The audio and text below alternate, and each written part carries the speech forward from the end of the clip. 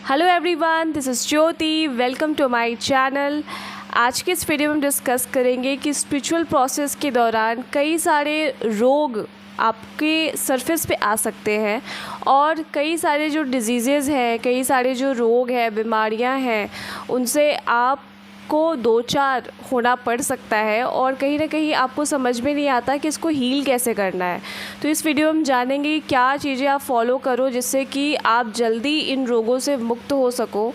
और साथ में मैं ये भी बताऊंगी कि मेरा कौन कौन से डिजीज़ से पाला पड़ा और उससे मैंने कैसे छुटकारा पाया। ओके, तो जब मेरे साथ जब मैं स्पिरिचुअल प्रोसेस में आई थी, अगर मैं अपनी बात करूँ तो ये बात है 2012 की। ओके, 2012 में मेरे कई सारे जो डिजीज़ेज़ थे, जो भी रोग थे, मतलब उस पॉइंट ऑफ टाइम तक तो मैं एकदम हेल्दी वेल्दी एंड वाइज थी। ठीक है, मतलब एकदम मस्त, कोई प्रॉब्लम नहीं, कोई बॉडी में कोई इशू नहीं और बहुत ही स्ट्रॉन्ग महसूस करती थी। ओके, बट जैसे ही ये जो प्रोसेस है वो स्टार्ट हुआ है, स्पिरिचुअल अवेकनिंग का प्रोसेस तो खैर बाद में हुआ, बट उससे पहले ही जितने भी डिजीज़ेज़ होते हैं वो सारे मेरे सरफेस पे आ गए थे। मतलब 2012 से मैं कई सारे प्रॉब्लम्स को फेस कर रही थी, जिसमें कि एक तो बॉडी पेन है। ओके, पूरी बॉडी एकदम जैसे मतलब पूरी आग लग गई हो, ऐसा महसूस होता था। और वो जो फीलिंग थी ना, पूरी बॉडी में पेन होना, और वो पेन ऐसा लगता था कि जैसे कि किसी ने आग लगा दी हो, और वो आग स्किन पे भी नहीं लगी है और ना ही स्किन के अंदर लगी है। वो ऐसा लगता था कि पूरे ब्लड स्ट्रीम में आग लगी हो, और उसको मैं ठीक करूँ तो कैसे ठीक करूँ, समझ में ही नहीं आता था, क्योंकि 24/7 बॉडी पेन होता रहता था। और वो जो बॉडी पेन था, वो जो एकदम पूरी बॉडी, पूरा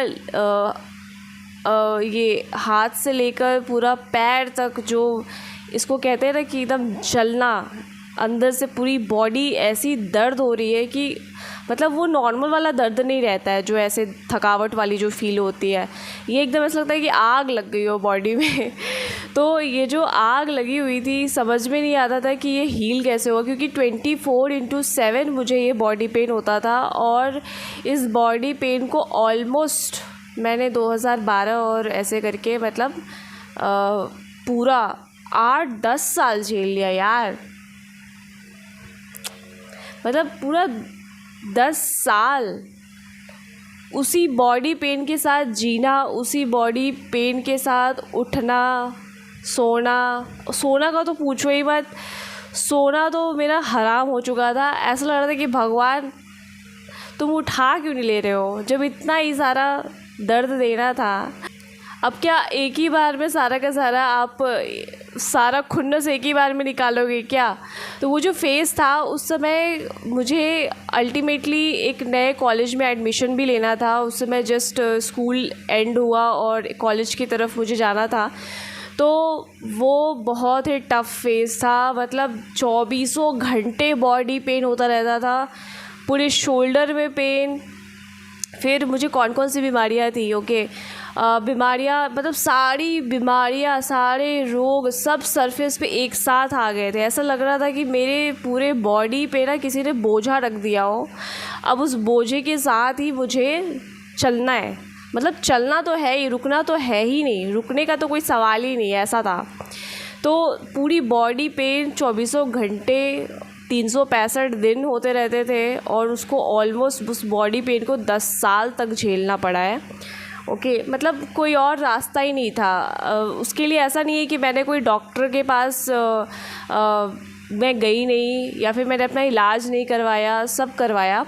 और बॉडी पेन के साथ साथ मुझे प्रॉब्लम ये भी था कि मेरे आई साइट जो होती है, मेरी जो आँखों की जो रोशनी थी, वो भी धीरे धीरे, जब कॉलेज ऑलमोस्ट मेरा एंड होने को आया था, तो वो आई साइट भी मेरी कमज़ोर होना स्टार्ट हो गई थी। ठीक है, ये भी प्रॉब्लम हो गई। मतलब दूर दूर, फॉर एग्ज़ाम्पल बता रही हूँ कि दूर तारों के चमक के पीछे भी क्या है वो भी देख लेती थी। बट अब ऐसा हो गया है कि अब तो यहाँ बगल में भी कोई खड़ा हो तो नहीं दिखता है, ठीक है। तो ऐसा वाला प्रॉब्लम हो गया था, आँख भी कमज़ोर होने लग गई थी, प्लस मेरे माउथ में पायरिया वाली प्रॉब्लम आ गई थी। मतलब ये सब पता नहीं कहाँ से हो रहा था। मैंने मतलब ब्रश करने में तो मैं तो बहुत अच्छी हूँ, मैं तो अच्छे बच्चे की तरह रोज़ ब्रश करती हूँ, मतलब करती आई हूँ। बट पता नहीं कहाँ से ये सारा प्रॉब्लम। मैं तो बहुत ही ख़ुद को प्राउड फील करती हूँ जब लोगों को कुछ ना कुछ अपने क्लासमेट्स या फिर अपने जो फ्रेंड्स हैं उनको जब मैं देखती थी कि उनको कैसे कैसे उनके दांतों से रिलेटेड कई सारे प्रॉब्लम्स उनको झेलने पड़ते, तो मैं फ़ील करती थी कि वाओ, मेरे दांत तो एकदम स्वस्थ है, इनमें कोई प्रॉब्लम नहीं है। बट जब वो प्रॉब्लम स्टार्ट हुआ ना 2012 से, माय गॉड, मेरे मुंह में पता नहीं कहाँ से पायरिया हो गया, पूरी गम्स ब्लीड करती थी, मेरे जो मसूड़े हैं उसमें अजीब सा सनसनाहट और दर्द महसूस होता था। मतलब मैं थोड़ा सा भी चलती थी ना, मेरा पूरा बॉडी दर्द करने लग जाता था। मतलब इतना थकावट था और मेरी पूरी हड्डियाँ ऐसा लग रही थी कि मेरा बुढ़ापा आ गया है। मतलब मेरी तो अभी उस समय 16 साल, आई वॉज जस्ट स्वीट 16, तो 16 साल की थी और उस 16 साल में मुझे लग रहा था कि मेरा बुढ़ापा आ गया, क्योंकि मेरी हड्डियाँ कड़कड़ा रही थी। ऐसा लग रहा था कि मेरा एक पाँव कब्र में पहुंच गया है और एक पाँव ज़मीन पे है। तो कहीं भी चलने में मुझे इतना प्रॉब्लम होता था, मैं चलती थी तो सांस फूलती थी, सांस फूलने की प्रॉब्लम स्टार्ट हो गई, आईज़ में प्रॉब्लम, ठीक है, टीथ में प्रॉब्लम, मुंह से बैड ब्रेथ का प्रॉब्लम हो गया था। मतलब वो बदबूदार स्मेल आना वो भी स्टार्ट हो गया था और मुझे समझ में नहीं आ रहा कि ये सब प्रॉब्लम हो कहाँ से रहा है, ठीक है। और फिर उसके बाद मेरे बाल, हेयर लॉस तो इतना गजब का हुआ है कि मतलब बता नहीं सकती। मतलब हेयर लॉस तो एकदम झड़ी, मतलब ऐसे पकड़ो और बाल हाथ में आ जाए, मतलब ऐसे पकड़ो और वो कहीं भी पकड़ो बाल हाथ में आ जाते थे, ऐसी वाली स्थिति हो गई थी। और इन सभी का मैंने चेकअप कराया, ऐसा नहीं है कि चेकअप मैंने कराया नहीं। तो और साथ में फिर मेरे को प्रॉब्लम ये भी थी, मुझे कॉन्स्टिपेशन की भी प्रॉब्लम थी। वो तो बचपन से ही थी, लेकिन उस समय कॉन्स्टिपेशन की प्रॉब्लम और भी ज़्यादा बढ़ गई थी। मतलब अब आप समझ सकते हो कॉन्स्टिपेशन में क्या होता है। तो बस मतलब बहुत ज़्यादा प्रॉब्लम, सारी चीज़ें सरफेस पे आ रही थी और उन सारी चीज़ों को ऑलमोस्ट मुझे 8 इयर्स तक झेलना पड़ा है। मतलब जब तक मेरी स्पिरिचुअल अवेकनिंग स्टार्ट नहीं हुई, जब तक कुंडलिनी राइज़ नहीं हुई, तब तक वो सारे जो डिजीज़ेस थे ना वो मुझे झेलने थे। मतलब बस मुझे भोगना था, मैं कुछ नहीं कर सकती थी, मेरे पास भोगने के अलावा और कोई चारा ही नहीं था। मतलब ऐसा था कि मैं कॉलेज में पढ़ रही हूँ और कॉलेज में इतनी सारी एक्स्ट्रा करिकुलर एक्टिविटीज़ होती हैं, बट किसी चीज़ में मैं पार्टिसिपेट नहीं कर पाती थी बिकॉज़ ऑफ माय हेल्थ। इतना हेल्थ मिजरेबल कंडीशन में हो चुका था और माय गॉड, मतलब कॉलेज के सेकेंड ईयर में ही इंसोमिया वाली प्रॉब्लम स्टार्ट हो गई। मतलब मेरी नींद तो हराम ही हो गई। मतलब ऐसा इंसोमिया का मतलब मुझे लगा कि यार मुझे नींद क्यों नहीं आती है बे। ये नींद को क्या हो गया है। और मतलब रात भर मैं सो रही हूँ, मेरी रूम में जो मेरी पार्टनर है वो बोल रही है कि यार तू रात भर करती क्या है यार, तेरे को नींद क्यों नहीं आता, तेरी वजह से मेरा नींद डिस्टर्ब हो जाता है। तो मुझे खुद ही समझ में नहीं आता कि मेरी नींद गायब कहाँ हो गई, क्योंकि उस समय तो मैं स्मार्टफ़ोन भी यूज़ करती थी, बट चूँकि ऐसी इंसोमिया की प्रॉब्लम थी इस वजह से मुझे ऐसा लगा कि शायद हो सकता है मैं स्मार्टफ़ोन यूज़ कर रही हूँ, स्क्रीन ज़्यादा मैं स्क्रीन से मतलब टच में हूँ, इस वजह से शायद हो रहा हो। तो मैंने उस समय स्मार्टफ़ोन भी डिच कर दिया था, हटा दिया था और मैं कीपैड पे आ गई थी कि मैं अब कीपैड यूज़ करूँगी, मुझे स्मार्टफ़ोन नहीं चाहिए, मुझे मेरी नींद चाहिए बस। तो लेकिन इतना प्रॉब्लम था इंसोमिया का कि मैं बता नहीं सकती। मतलब वो जिसको भी ये सब प्रॉब्लम हो रही होगी ना, दे ओनली नो कि मतलब आपकी पूरी दिन ख़राब होती है, पूरा सब कुछ ख़राब हो जाता है अगर आपको अच्छी से नींद नहीं आती तो इस तरीके की सारी बीमारियां थी। फिर घुटनों में दर्द होना भी स्टार्ट हो गया था, ऐसा लग रहा था कि मेरा बुढ़ापा अभी आ गया है, मतलब 16 साल 17 साल की एज में ही मेरा बुढ़ापा सब आ गया है। अब मैं गई, मतलब ऐसा हो गया था। और कौन सी बीमारियां थी, और मतलब पूरी बॉडी पेन तो था ही, वो 24 घंटा चलता था। शोल्डर पेन भी रहता था, ऐसा लगता था कि इसके ऊपर 10 केजी का भार किसी ने रख दिया हो, और ये तो कभी जाता ही नहीं था। मतलब उसी में पढ़ाई भी करना है, उसी में स्टडी भी करना है, उसी में एग्ज़ाम भी क्रैक करना है, उसी में एंट्रेंस एग्ज़ाम भी क्रैक करना है। माय गॉड, वो तो मतलब अगर मैं बताऊँ वो जो फेज़ था ना, वो अगर उस समय भी मैं परमात्मा से जुड़ी हुई थी, जुड़ी नहीं थी वैसे, बस वो ऐसा डिप्रेशन वाला फेज़ था कि जब परमात्मा का पहली बार जब मैंने उनसे कनेक्शन बनाना स्टार्ट किया, तब उस समय मुझे बहुत स्ट्रेंथ मिली, तब जाके मैं स्टडी वगैरह कर पाई। वरना स्टडी मेरे से नहीं हो रही थी। मतलब ऐसा लग रहा था कि भगवान, ये पढ़ाई लिखाई तुमने क्यों बनाई है, जब इतनी बीमारियों से मुझे ग्रसित करना था। तो स्पिरिचुअल प्रोसेस में सबको अलग अलग रोगों का सामना करना पड़ सकता है। और तो इस केस में क्या होता है ना कि आपको अल्टीमेटली भोगना ही पड़ता है, आप भोगो। हाँ, ये बात है कि आप, ऑब्वियस सी बात है, आप डायग्नोज करवा सकते हो, आप उसको चेकअप करा सकते हो, आप जानने की कोशिश कर सकते हैं कि आखिर ये जो डिज़ीज़ मुझे हो रहा है वो आ कहाँ से रहा है, ठीक है। तो उसमें सबसे पहले तो जैसे कि इंसोमिया का था, तो इंसोमिया मुझे मतलब 1 महीने हो गए थे, मुझे नींद नहीं आ रही थी। मतलब मुझे इवन क्लासेस अटेंड करने में प्रॉब्लम होती थी, मैं क्लासेस में सोती थी, रात को जागती थी, मतलब उल्टा ही हो गया था। फिर अल्टीमेटली इसको डॉक्टर के पास मैं गई, और उसमें 2-3 डॉक्टर्स के पास गई। तो जो बेस्ट डॉक्टर था उसने मुझे बहुत ही अच्छा मतलब मेडिसिन वगैरह लिखा। बट वो जो मेडिसिन था, ऑब्वियस सी बात है, सोमिया का है, तो आप वो मेडिसिन लोगे और आपको नींद आ जाएगी, आप नहीं लोगे तो नींद नहीं आएगी। और वो मेडिसिन इतना मतलब बहुत ज़्यादा इफ़ेक्टिव था कि मतलब मैं 1 टैबलेट खाती थी और मैं कभी भी सो सकती थी, मतलब कभी भी मैं सो सकती थी। मतलब ऐसा हो गया कि एक इंसिडेंट मैं बताती हूँ, जिसमें कि मेरा एग्ज़ाम था, और मैंने सोचा कि यार अगर आज रात को नहीं सोई ना तो मेरा एग्ज़ाम बिल्कुल बकवास जाएगा। तो बस मैं रात को मतलब खा के 1 टैबलेट खा के सो गई। और उसके बाद अगले दिन जब एग्ज़ाम देने गई तो मुझे एग्ज़ाम में ही नींद आ रही थी, क्योंकि उसका पावर इतना ज़्यादा था ना कि वो पूरे दिन मैं कभी भी सो सकती थी। तो एग्ज़ाम देते देते मुझे नींद आ रही थी।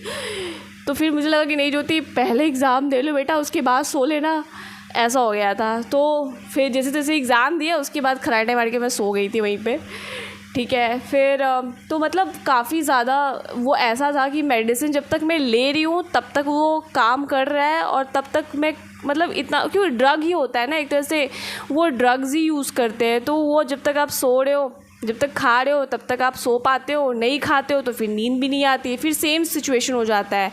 तो वो 6 महीने वो दवे पे, मतलब वो जो मेडिसिन था वो मैंने यूज़ किया। और फिर मैंने डॉक्टर से बोला भी कि यार ये जो मेडिसिन है बहुत ओवर हो जा रहा है। तो उन्होंने बोला ठीक है, हाफ़ खा लो आप, 1 मत खाया गया करो अगर इतना ही नींद आता है तो। लेकिन फिर मुझे लगा ना कि अगर मैं इसी पे डिपेंडेंट रह गई ना तो फिर तो मेरी नींद कभी आएगी ही नहीं, जो नेचुरल नींद आती है, ठीक है।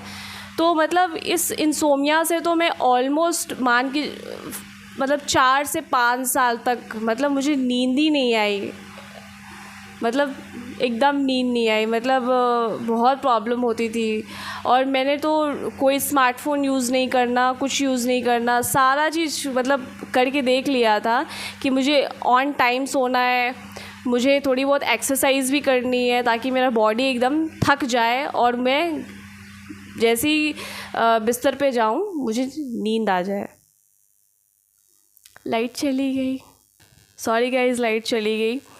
बट ओके, सो मैं ये बता रही थी कि जो प्रॉब्लम होती है, ये जितने भी रोग आपके सरफेस पे आते हैं, और ये इन सभी का मतलब मैंने वो सारा मेडिसिन वगैरह लिया था। और साथ में बॉडी पेन के लिए भी मैंने डॉक्टर को दिखाया। तो बॉडी पेन में सारे डॉक्टर्स को दिखाया, कोई विटामिन्स की गोलियां लिख देता था, कोई किसी चीज़ का लिख देता था। मतलब डॉक्टर को समझ भी नहीं आता कि इसको हुआ क्या है, ठीक है। मतलब कोई कुछ लिख देता, कोई क्रीम लिख देता, क्रीम लगाओ, बहुत जल रहा है ना तुम्हारी बॉडी, तो ये लगा लो सही हो जाएगा, ऐसे करके। और फिर उसके बाद फिर एक डॉक्टर था, उन्होंने डायग्नोज किया कि तुमको फिब्रोमाइल्जिया है। है, ठीक है, जो कि एक क्रॉनिक डिजीज़ है। और उन्होंने बोला कि जो फिब्रोमाइल्जिया तुमको जो हो गया है, जिसमें पूरी बॉडी पेन करती है, आपकी नर्वस सिस्टम प्रॉपर इंटीग्रेट नहीं कर पा रहे, आपके नर्व्स जो है इंटीग्रेट नहीं कर, जिसमें आपका डिसफंक्शन आ चुका है, तो इस वजह से ये प्रॉब्लम आ रही है, ठीक है।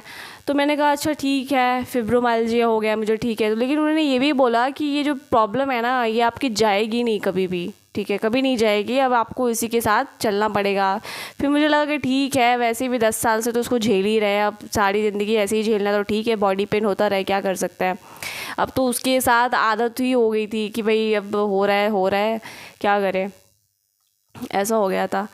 लेकिन जितने भी प्रॉब्लम्स जो आई थी, चाहे आईज़ की प्रॉब्लम हो, आईज़ से मुझे बहुत पानी गिरता था, मतलब मैं स्क्रीन थोड़ी देर के लिए भी देख नहीं पाती थी, ऐसा हो गया था। आई साइट की अलग बात है, लेकिन आईज़ से पानी आना पूरा एकदम, और हेयर लॉस हो रहा था। उस थायराइड का चेकअप करवाया, फिर थायराइड भी नहीं निकला, फिर उसके बाद बहुत से चेकअप करवाए मैंने। तो बस इतना पता चला कि कुछ चीज़ें हैं, जैसे में कि हीमोग्लोबिन आपका लो हो जाता है, हीमोग्लोबिन एकदम नीचे चला जाता है, वो निकला। B12 की डिफ़िशियंसी, विटामिन D की डिफ़िशियंसी निकल के आई, फिर कोलेस्ट्रॉल लेवल भी बहुत हाई हो गया था। और फिर मालूम चला कि फिर कुछ यूरिन इन्फेक्शंस की भी प्रॉब्लम होते रहते थे मुझे फ्रिक्वेंटली, जिसकी वजह से भी मुझे मेडिसिन्स पे ही ज़िंदा रहना होता था, ठीक है। फिर एक टाइम आया जब कम्प्लीटली, जब ये स्पिरिचुअल प्रोसेस में जब स्टार्ट हुई, ठीक है, तो मेरी जो अनुभव में है वो ये है कि माँ आदिशक्ति ने, उन्होंने मुझे बहुत अच्छे से गाइड किया, क्योंकि मुझे कुछ समझ में नहीं आ रहा था कि आखिर मैं अपने इसी हेल्थ के साथ कब तक चलूँगी, ये हेल्थ कब तक ऐसे रहेगा। क्योंकि इस हेल्थ की वजह से आप अपने लाइफ में कुछ भी नहीं कर पाते, कुछ भी नहीं, मतलब आपकी स्टडीज़ रुक जाती है, आपका काम रुक जाता है, आप अगर जॉब कर रहे हो, कुछ भी कर रहे हो ना, आपके लिए बहुत ही टफ़ सिचुएशन हो जाता है। क्योंकि अब जब हेल्थ से ही आप जूझ रहे हो, तो फिर बाकी की लड़ाई आप क्या खाक लड़ोगे, नहीं लड़ पाओगे, ठीक है। तो ये सारा प्रॉब्लम था। तो माँ आदिशक्ति ने फिर मुझे गाइड किया, मुझे तो यही लगता है क्योंकि उन्होंने ही गाइड किया, मुझे पता नहीं कहाँ से वो डाउनलोड हुआ। फिर मेरे माइंड में आया कि देख बेटा, तेरा हेल्थ है ख़राब, और तेरे को लाइफ में कुछ अगर अचीव करना है ना, तो पहले तू हेल्थ अचीव कर, ठीक है, यही सबसे बड़ा धन है। तो सबसे एकदम फोकस्ड होके, अब तो ये चीज़ मेरे माइंड में आ गया कि पहले अपने स्वास्थ्य पे ध्यान देना है, और अपने लाइफ में जहाँ जहाँ जो टॉक्सिक लोग हैं ना, जिन जिन लोगों से मुझे हर्ट मिलता रहा है, ठीक है, उन सबको भी अब अलग करने का वक्त आ गया है। तो जैसे जैसे जिन जिन टॉक्सिक लोगों को अलग किया, और साथ में फिर अपने हेल्थ पे फोकस किया, तो समझ में आया कि एक्चुअल में प्रॉब्लम क्या है ना, कि हमारा जो लाइफस्टाइल है ना, वो काफ़ी ज़्यादा अस्त व्यस्त होने की वजह से हम अपने किस तरीके से हमारी बॉडी फंक्शन करती है, उसको किस तरीके से हमें सही डाइट देने की ज़रूरत है, वो सब हमें पता नहीं होता, जिसकी वजह से भी ये सारी जो डिजीज़ेज़ हैं वो काफ़ी ज़्यादा हावी होती है हमारे ऊपर। तो ठीक है, अगर डिजीज़ेज़ आ रहे हैं तो मेरे हिसाब से तो आपको इसको भोगना पड़ेगा, ठीक है, क्योंकि मैंने जितने भी इलाज वगैरह करवाया, उसमें डॉक्टर्स इसको रिकॉग्नाइज़ नहीं कर पाते थे, मतलब उन पकड़ ही नहीं पाते थे कि प्रॉब्लम आ कहाँ से रही है। वो मेडिसिन जब तक मैं खा रही हूँ तब तक ठीक है, नहीं खा रही तो सब वैसे ही बैक टू वैसे ही हो जाता था, ठीक है। तो आखिर में क्या करना पड़ा, आखिर में अल्टीमेटली समझ में ये आया कि आपको अपनी डाइट फोकस करनी पड़ेगी। आप ऐसा नहीं है कि आप बाहर का कुछ भी खा रहे हो, आप मोमोज़ खा रहे हो, आप बर्गर खा रहे हो, पिज़्ज़ा खा रहे हो, कुछ भी, मतलब अनाप शनाप कुछ भी खा लो, या फिर बाहर का कभी भी मन किया तो बाहर का कुछ भी खा लिए। नहीं, आपको अल्टीमेटली जो प्योर आपके जो घर पे जो भी खाना बनता है उस पर आपको आना पड़ेगा, और न सिर्फ उस खाना बल्कि एक सही खाना, बट आपको ये भी समझना पड़ेगा कि आपकी बॉडी कैसे वर्क करती है, और क्या चीज़ें हमें अवॉइड करनी चाहिए बेसिकली, और क्या चीज़ें हमें अपने डाइट में इंक्लूड करना चाहिए, मतलब उसमें मिलाना चाहिए, ताकि हम उसको सही तरीके से अपने हेल्थ को इम्प्रूव कर पाएँ। तो अल्टीमेटली हेल्थ स्टार्ट कब हुई है, ठीक है, कुंडलिनी राइज होने से पहले ही माँ आदिशक्ति ने मुझे गाइड कर दिया था कि बेटा अपनी हेल्थ पे फोकस करो। तो सबसे पहले तो मेरा जो हीमोग्लोबिन की मात्रा जो बहुत कम हो गई थी, ठीक है, अनीमिया वाली प्रॉब्लम थी, तो उसको सबसे पहले ठीक करने के लिए मैंने तो यही किया था, जिसमें कि मुझे जो गाइडेंस आई थी वो ये था कि आपको जैसे कि विंटर सीज़न में आंवला आपको मिलता है, ठीक है, तो वो आपको लेना ही पड़ेगा। आप आंवला जूस पियो, एलोवेरा जूस पियो। अगर आपके पास टाइम है तो आप ऑब्वियस सी बात है आप डेली ही एक आंवला खा सकते हो लाके मार्केट से। और अगर टाइम नहीं है आपके पास तो ऑब्वियस सी बात है आप मार्केट में जूस अवेलेबल है, आंवला जूस है, एलोवेरा जूस है, ये तो आपको पीना ही पीना है।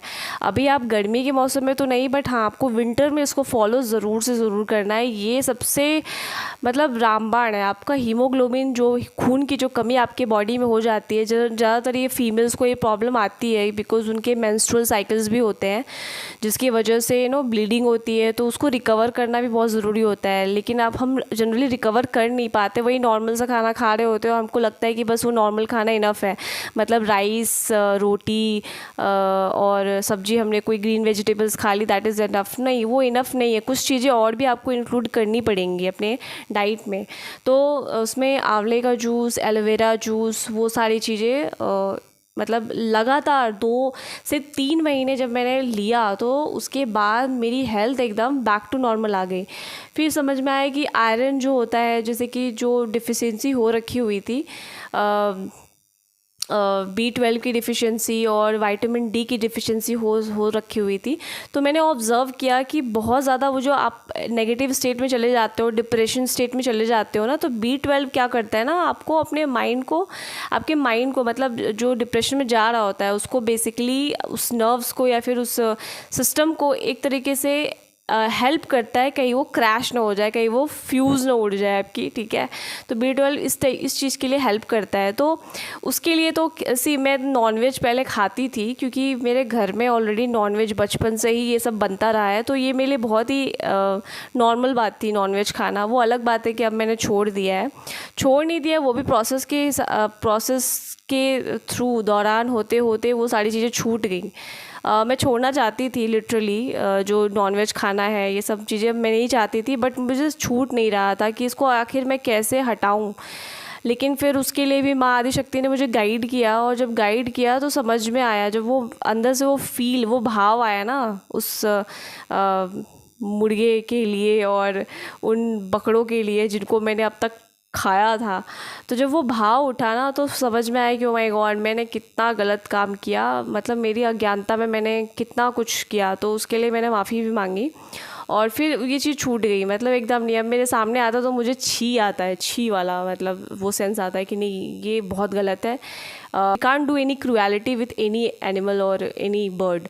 तो ये चीज़ समझ में आया और फिर नॉनवेज मेरा छूट गया। तो पहले तो खैर मैंने B12 को कवर करने के लिए जितना हो सके, क्योंकि जनरली हम जानते हैं कि हमें मीट खाना होता है, ठीक है, जिसमें कि रेड मीट होता है वो, तो वो सब चीज़ें मैं नॉनवेज वगैरह ज़्यादा खा रही थी। कि मुझे एक बात ये समझ में आ गया कि आप ना जो मेडिसिन से अपने इलाज कर रहे हो ना, वो मेडिसिन के बजाय आप बेटर है नेचुरल वे में अपना इलाज करो। मतलब आप ये देखो कि जैसे आयरन है, जैसे ब्लड हमारा जो होता है उसमें आयरन की जो मात्रा होती है ज़्यादा होती है, इस वजह से आप देखो कि वो जो आयरन है, वो जो विटामिन है, वो किन किन चीज़ों में ज़्यादा उपलब्ध है, किन वेजिटेबल्स में, किन सब्जियों में उपलब्ध है, किन फलों में उपलब्ध है। बस उस फल को आप खाओ, डेली बेसिस पे खा नहीं सकते तो एटलीस्ट एक रेगुलर टाइम बनाओ आप और उसको आप खाओ, उस डाइट को इंक्लूड करो। वो नेचुरल वे है और नेचुरल तरीके से आप जल्दी आप अपने जो भी रोग है आपके बॉडी में ना, वो सब आपका ठीक होने लग जाएगा। आपको कोई मेडिसिन लेना नहीं पड़ेगा, क्योंकि मेडिसिन तो मैं सब लेके देख चुकी थी। 5-6 सालों से मैं मेडिसिन पे ही ज़िंदा थी, बट मेडिसिन मेरे को कहीं से भी किसी भी बीमारी से रिकवर करने में हेल्प नहीं किया। अल्टीमेटली मुझे अपनी डाइट सही करनी पड़ी। फिर मैंने पाया कि मुझे अपना मीठा खाना भी छोड़ना पड़ेगा। मतलब आपकी जो शुगर क्रेविंग होती है ना, वो आपको एकदम अवॉइड करनी पड़ेगी। और आपको जितने भी ये जो आप चॉकलेट्स खाना हो गया, फिर कुछ भी मिठाई खाना हो गया, और ये सब बॉडी पे बहुत इफ़ेक्ट डालते हैं। मतलब ट्रस्ट मी, आपको मीठा खाना आज नहीं तो कल छोड़ना ही पड़ेगा। अगर आप सच में स्वस्थ होना चाहते हो ना, तो आपको मीठा खाना छोड़ना ही पड़ेगा। आपको क्रेविंग होती है, आप उसका अल्टरनेटिव आप ढूंढ सकते हो, ठीक है। अगर आपको मीठा खाने का मन ही कर रहा है तो आप कुछ फ्रूट्स खा लो, ठीक है, वो ज़्यादा बेटर तरीका है। आप खजूर खा सकते हो, ठीक है, वो भी मीठा होता है खजूर। अगर आपको लग रहा है कि वो बहुत कॉस्टली है डेली बेसिस पे कैसे, तो कोई बात नहीं यार, 200 रुपये तो हम ऐसे ही उड़ा देते हैं मोमोज़ खा खा के।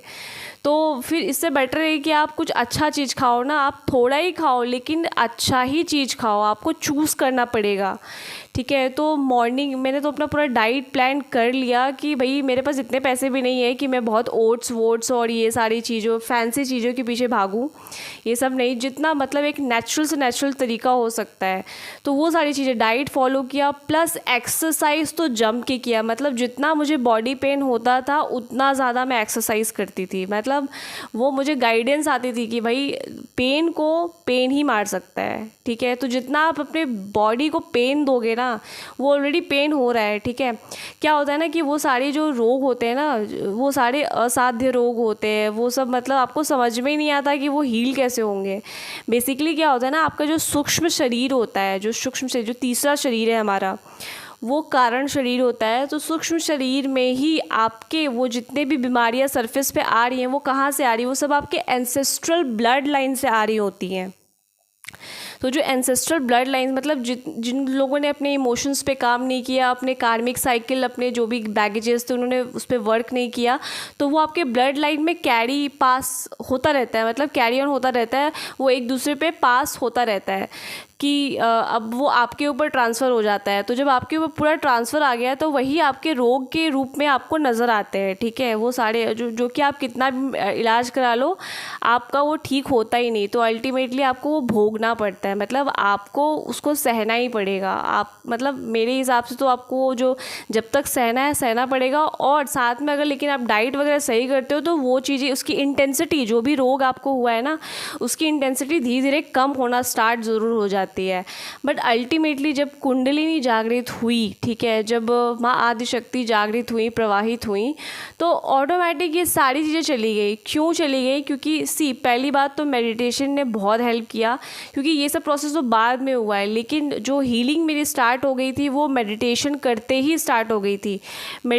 जो मेडिटेशन मैंने 1 साल जो किया, उस मेडिटेशन से ही मेरे आधे से ज़्यादा रोग जो थे वो सारे के सारे गायब हो गए। ऐसे थे कि वो है ही नहीं, जैसे जिसमें कि मेरे जो पायरिया वाली प्रॉब्लम्स थी, मेरे आँख से पानी आना, ठीक है, मेरे हेयर लॉस का जो प्रॉब्लम था, मतलब ये सारी चीज़ें, और यूरिन इन्फेक्शन का जो प्रॉब्लम बार बार फ्रिक्वेंटली होता रहता था, और साथ में कॉन्स्टिपेशन वाली प्रॉब्लम, और पूरा बॉडी पेन जो होता था ना, वो सब का सब, मतलब मैं ऐसे बोल सकती हूँ ना कि 80% सारी जो डिजीज़ेस थी वो सिर्फ मेडिटेशन और डाइट फॉलो करके मेरा सब चला गया। वो बाद में तो वो जो राइज कुंडलिनी जागृत होने के बाद तो फिर वो तो सारा बाकी का काम वो ऑटोमेटिक कर देती है, ठीक है।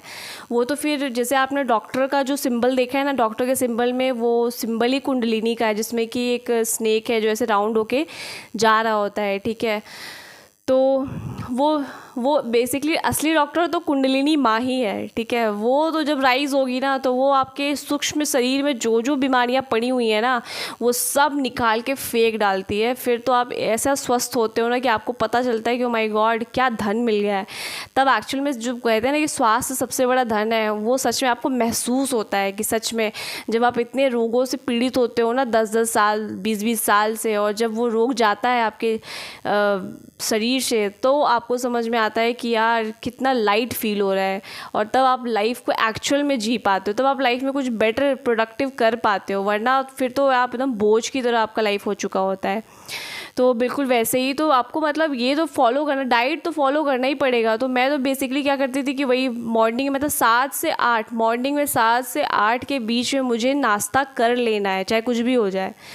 और नाश्ते में बहुत ही नॉर्मल, क्योंकि उतना सुबह सुबह कोई जल्दी ज़रूरी नहीं है कि कोई खाना बना ही ले, तो बस मैं बस दलिया खाती थी, जो मल्टीग्रेन वाला जो दलिया आता है, मिक्स जो दलिया आता है, बस सिंपल सा, बहुत सस्ता भी होता है। आप उसको लेना ही लेना है, मतलब 7 से 8 के बीच में आप खा लो। मतलब जो बॉडी पेन मुझे होता था ना, वो 9 बजते ही स्टार्ट हो जाता था, 9 बजते ही, बहुत भयानक। पूरा बॉडी जल रहा होता था। तो जब वो दलिया 7 से 8 के बीच में लेना स्टार्ट किया तो उसकी इंटेंसिटी काफ़ी कम हो गई। और उसके बाद एक्सरसाइज भी जम के किया, मतलब जम के एक्सरसाइज। और एक्सरसाइज भी मतलब ऐसा नहीं, क्योंकि डांस वगैरह जो आजकल जो आप डांस चला सकते हो वो ज़्यादा बेटर होता है। आप 1 घंटे डांस चलाओ और उसके बाद डांस सॉन्ग्स किस पे आप डांस कर सकते हो, वो सबसे अच्छा मतलब आपका एक्सरसाइज हो जाएगा। आपको बोर भी फील नहीं होगा और साथ ही साथ आपको लगेगा भी नहीं कि आप एक्सरसाइज कर रहे हो, क्योंकि आप एंजॉय कर रहे होते हो सॉन्ग के साथ। तो आप वो एक्सरसाइज कर सकते हो। वो मैं करती थी और 1 घंटे जम के पसीना बहाती थी। और उसके बाद लंच में मतलब दही तो आपको लेना ही लेना है। मतलब कर्ड ये आपके गट के लिए बहुत ही अच्छा होता है, आपका जो डाइजेस्टिव सिस्टम है उसके लिए बहुत ही अच्छा होता है। तो ये जो दलिया है, दही है और आंवले का जूस, एलोवेरा जूस, ये सब बहुत इम्पॉर्टेंट है। ये सब आपको फॉलो करने ही करने हैं अपने डाइट में। हालांकि ये जो आंवले का जूस है ये सब विंटर वगैरह में ठीक होता है, लेकिन अभी आप एलोवेरा जूस ले सकते हो, वो सब बेटर है। और जो घर का खाना होता है नॉर्मल, वही आपको खाना है। बहुत ज़्यादा तीखा भी नहीं खाना है, क्योंकि वैसे भी जब आपकी ये सारी प्रोसेस होती है ना, तो आपके सारे जो इंद्रियां हैं वो बहुत सेंसिटिव हो जाती हैं। तो अब थोड़ा भी तीखा आप खाओ ना तो आप एकदम झंझना जाते हो। तो वो सब भी वैसे भी आपका टेस्ट बर्ड जो होता है ना, वो काफ़ी आपको उसके हिसाब से आपको तीखा बहुत ही कम खाना होता है। ज़्यादा स्पाइसेस नहीं, ज़्यादा स्पाइसेस वाली फूड आपको नहीं खाने होते। मतलब स्पाइसेस आप यूज़ कर सकते हो, बट उसका अमाउंट आपको एकदम कम रखना है, जिससे कि आपका जो पाचन क्रिया है वो ज़्यादा ईज़िली वो इफ़ेक्टिवली काम कर सके।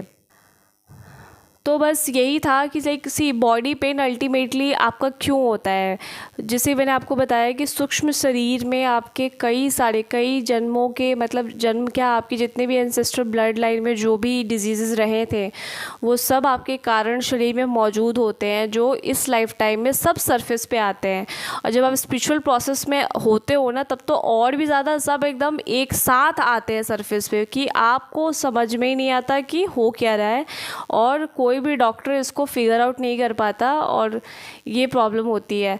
तो जब कुंडलिनी कम्प्लीटली राइज होती है ना, तो वो ऑटोमेटिक वो आपको पूरे, मतलब जितने भी नाड़ियों में आपके वो सारे जो ब्लॉकेजेस क्रिएट हो रखे हैं इमोशंस के रूप में, ठीक है, पूरे ब्लड लाइन के में जो भी डिजीज़ेज़ थे वो सारे जो आप में ट्रैप्ड हैं, उन सबको, सारे नाड़ियों को शुद्ध करती है। शुद्धिकरण का प्रोसेस स्टार्ट होता है। तो जो माँ आदि शक्ति है, सबसे पहले तो उसके 4 चरण होते हैं, जिसमें कि पहले तो वो जागृत होती है, ठीक है, पहले वो जागृत होती है। फिर दूसरे चरण में वो पूरे चक्रों को, नहीं, दूसरे चरण में वो पूरा उस राइज होती है, ठीक है, वो राइज होना स्टार्ट होती है। फिर पूरे चक्रों को भेदती है। फिर शिव शक्ति का योग बनता है। शिव शक्ति योग से ये दोनों एक ऊर्जा है, ठीक है, एनर्जीज है, कॉन्शियसनेस है। तो उसी में ये दोनों का जब मिलन होता है, यूनियन होता है, तब जाके वो पूरा प्रोसेस स्टार्ट होता है। और ये पूरा प्रोसेस जो है वो अगर इंसान सलीके से अपने ऊपर वर्क करे, ठीक है, जैसे जैसे आप जितना ज़्यादा समर्पण की स्थिति में रहोगे, भाव में रहोगे, उतना ज़्यादा फ्लो में बहोगे, और फ्लो में बहते बहते ये प्रोसेस आपका उतना ही जल्दी फास्ट होगा। तो डिपेंड करता है किसके अंदर कितना रेजिस्टेंस है। ऐसा ज़रूरी नहीं कि सबके लिए, मतलब कोई भी प्रोसेस 2 साल में हो जाए, 3 साल में हो जाए।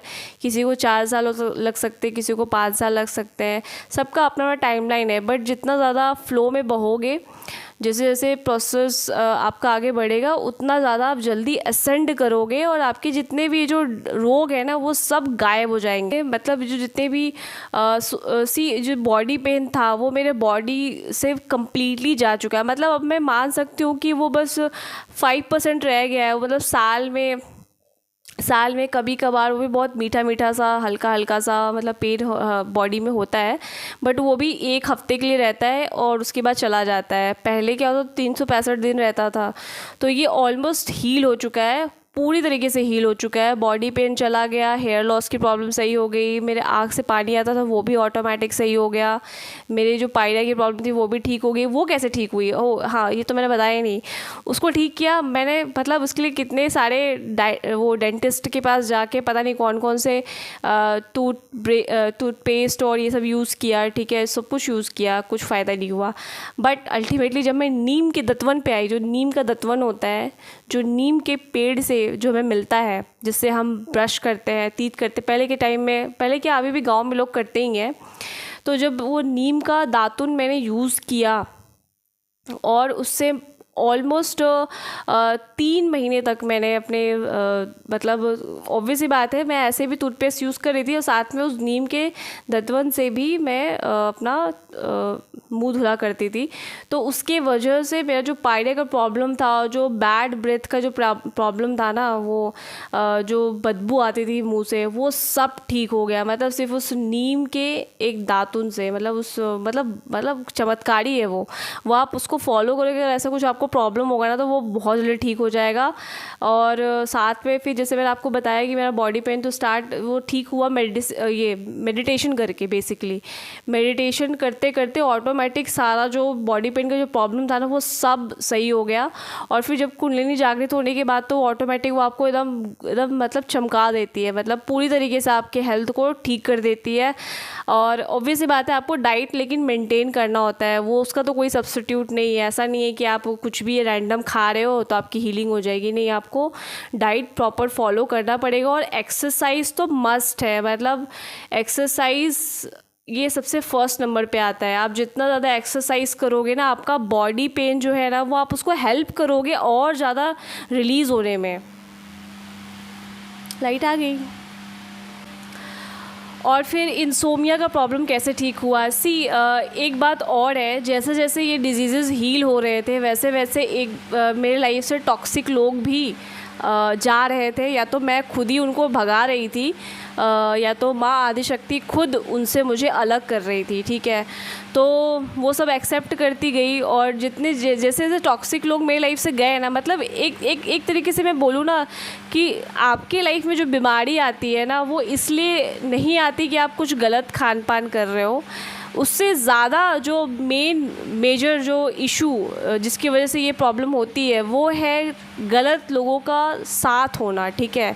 जब आप गलत लोगों से घिरे होते हो ना, जो बहुत ही निहायती टॉक्सिक होते हैं, जिनकी मेंटालिटी में ही नेगेटिविटी भरा हुआ है और वो दूसरों पे नेगेटिविटी ही प्रोजेक्ट करते रहते हैं और वो आपको खुश देखना ही नहीं चाहते किसी भी हाल में। तो जब ऐसे लोगों से आप घिरे हुए होते हो ना, उसका आपके मानसिक तौर पे बहुत ज़्यादा इफ़ेक्ट पड़ता है। तो कोई भी डिज़ीज़ कब होता है? जब आपका कोई भी इमोशंस जो हील नहीं हो पाया, जिसको आपने इग्नोर कर दिया और वो अंदर ही पड़ा रह गया, तो वही अल्टीमेटली डिज़ीज़ के रूप में, रोगों के रूप में मैनिफेस्ट होता है, ठीक है। वही जो आपके सूक्ष्म से सूक्ष्म शरीर के अंदर जो पड़ा हुआ है इमोशंस, जो प्रोसेस नहीं हो पाया है, वही आपके रोगों के रूप में आपको आपके बॉडी पे नज़र आता है। क्योंकि वो उसको रास्ता चाहिए ना, वो निकलना चाहता है, वो निकलेगा कैसे? तो वो रोगों के रूप में ही दिखता है, बस वही बात है। तो जितना कोशिश करें, एक तो सबसे बड़ी बात टॉक्सिक लोगों से दूर रहें, और अगर आप उनके साथ रह भी रहे हो ना तो आप कुछ ना कुछ प्लान बनाओ कि आप उनसे दूर हो जाओ। क्योंकि जो इतने नेगेटिव टाइप के लोग होते हैं ना, उनके साथ आप नहीं रह सकते यार। स्पेशली स्पिरिचुअल प्रोसेस में तो इन सबको आपको हमेशा के लिए टाटा बाय बाय करना ही पड़ता है।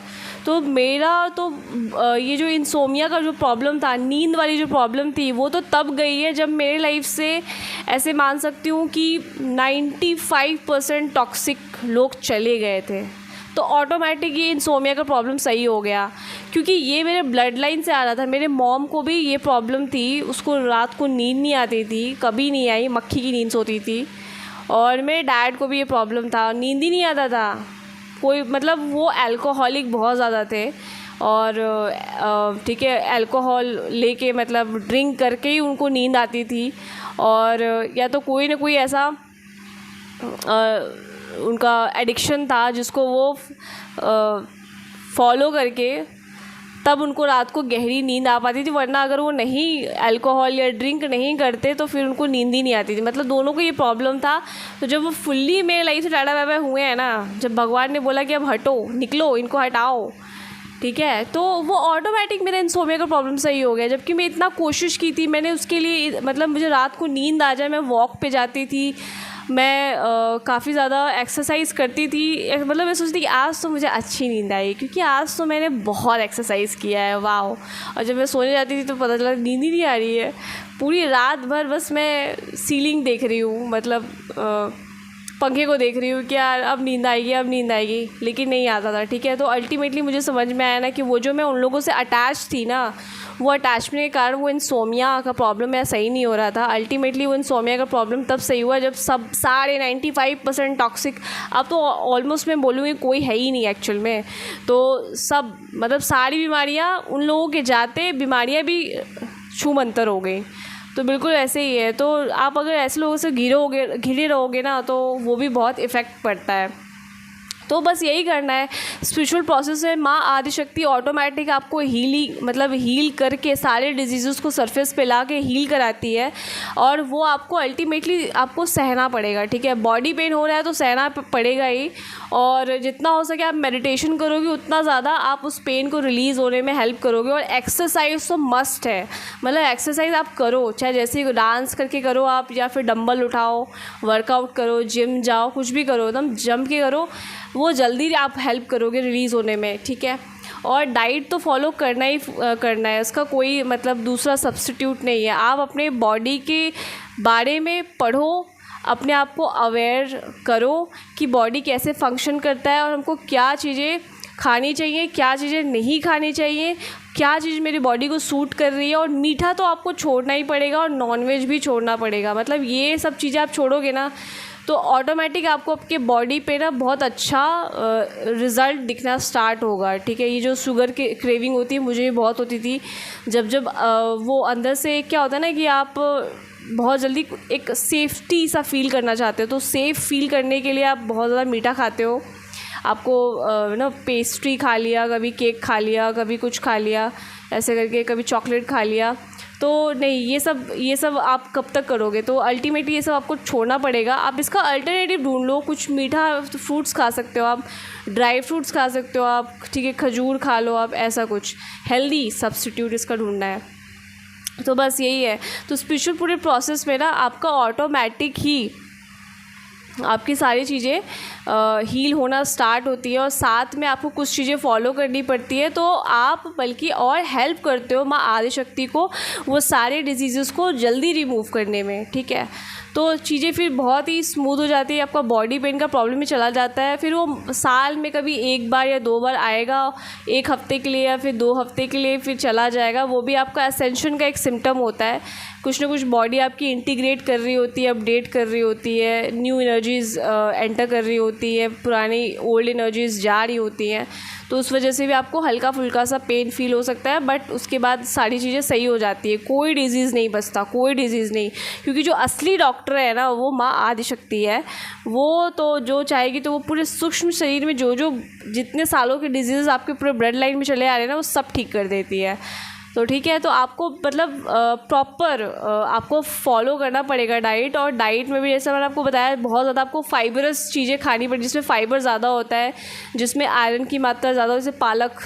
मतलब जब मुझे अपना हीमोग्लोबिन सही करना था तो मैं चुकंदर यानी कि जो बीट रूट होता है और जो पालक होता है वो बहुत ज़्यादा मैं खा रही थी। इतना ज़्यादा खा रही थी कि मैं सैंडविच में भी पालक ही लगा के खा रही थी। तो ऐसा था।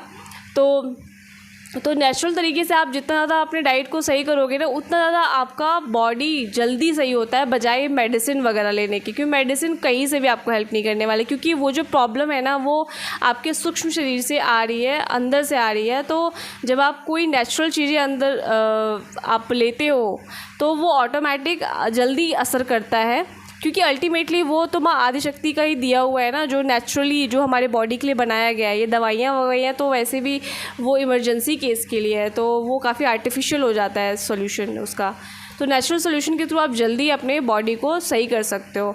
तो आपको मेडिटेशन फॉलो करना है, दूसरा आपको अपने डाइट को मेंटेन करना ही करना है, तीसरा आपको एक्सरसाइज इंक्लूड करना ही पड़ेगा। तब आप जल्दी आपका बॉडी जो है ना वो ओल्ड एनर्जीज़ को रिलीज़ करेगा और आप फिर न्यू एनर्जीज़ को आप रिसीव कर पाओगे। ठीक है, तो वीडियो इन्फॉर्मेटिव लगी है तो आपको लाइक ज़रूर से करना है और वीडियो को सब्सक्राइब करना नहीं भूलना अगर आप नए हो चैनल पे। और थैंक यू सो मच। मैं मिलती हूँ नेक्स्ट की वीडियो में। Till then bye.